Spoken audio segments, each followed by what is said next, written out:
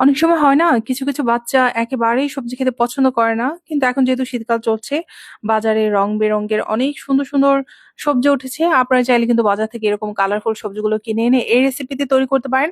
আর বাচ্চার সামনে যখন দিবেন, দেখবেন অনেক পছন্দ করে ওরা খাবে। আশা করি আপনাদের কাছেও অনেক ভালো লাগবে।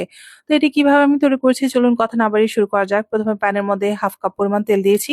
তারপর ১/২ কাপ পরিমাণ আমি পেঁয়াজ কুচি দিয়েছি আর ২-৩ টুকরো করে এলাচ আর দারচিনি দিয়েছি। এখন সামান্য একটু ভেজে নিচ্ছি। তারপর এখানে এড করছি আদা রসুনের পেস্ট ১ টেবিল চামচ পরিমাণ আর হচ্ছে কাঠবাদাম, কাজু বাদামের পেস্ট ১ টেবিল চামচ পরিমাণ, ১/২ চামচ পরিমাণ মরিচের গুঁড়ো আর ১/২ চামচ পরিমাণ ধনে গুঁড়ো। স্বাদ অনুযায়ী লবণ দিয়েছি আর ২ চামচ পরিমাণ গুঁড়ো দুধ দিয়েছি। উঁচু, উঁচু করে ২ চামচ পরিমাণ গুঁড়ো দুধ নিয়েছি। এখন এটা একটু কষিয়ে নিব, তারপর সামান্য পরিমাণ পানি দিব। মসলাটাকে আমরা লো ফ্লেমে কিন্তু রান্না করব। আর যতক্ষণ না পর্যন্ত মসলা থেকে কাঁচা ভাবটা চলে যাচ্ছে, ততক্ষণ পর্যন্ত আমরা এটা রান্না করব। আমাদের মসলাটা যখন কষানো হয়ে গেছে তখন আমরা আগে থেকেই সবজি সেদ্ধ করে রেখেছিলাম আমি। সেই সবজিটা দিয়ে দিব। আর সবজি যদি আগে থেকে সেদ্ধ করে রাখা হয় না তাহলে হয় কি সবজি রান্নার ক্ষেত্রে অনেক বেশি পানি ওঠে না।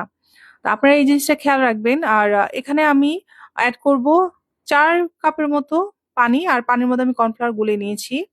আর সেটাই এখন দিয়ে দিচ্ছি। আর এখন কিন্তু হাই হিটে রান্না করব। আর এই সবজি কিন্তু হাই হিটে রান্না করতে হবে, তাহলে কালারটা অনেক সুন্দর থাকবে। আর হাই হিটে যদি রান্না না করেন তাহলে দেখা যাবে যে সবজির কালারটা নষ্ট হয়ে যাবে। তো এখন আমরা নেড়ে দিচ্ছি। আর কর্নফ্লাওয়ার গুলানো পানি যেহেতু দিয়েছি এটা একটু পরপরই নেড়ে নেড়ে দিতে হবে। নয়তো দেখা যাবে যে নিচ দিয়ে লেগে যাবে, জমাট বেঁধে যাবে, তখন আর খেতে ভালো লাগবে না। তারপরে এড করেছি পেঁয়াজ কুলি, ৩-৪ টা কাঁচামরিচ আর হচ্ছে ২ চামচের পরিমাণ আমি টমেটো কেচাপ দিয়েছি। এখন আবারও নেড়ে দিচ্ছি। তারপর এখানে এড করছি সামান্য পরিমাণ চিনি। আর চিনিটা দিলে স্বাদটা অনেক বেড়ে যায়। তারপর এখানে দিয়েছি জিরা গুঁড়ো ১/২ চামচের মতো আর ২ টেবিল চামচ পরিমাণ ঘি দিয়েছি। এখন আবার নেড়ে দিচ্ছি। আর ঘি দেওয়াতে খুব সুন্দর একটা ফ্লেভার আসে সবজি থেকে। এই সবজিটা খেতে অনেক মজা হয়েছে। এটা সাদা ভাত, পোলাওয়ের সাথে খেতে কিন্তু অনেক ভালো লাগে। আপনারা চাইলে বাসায় এভাবে তৈরি করতে পারেন। আর কেমন হয়েছে অবশ্যই জানাবেন। সবাই ভালো থাকবেন, সুস্থ থাকবেন।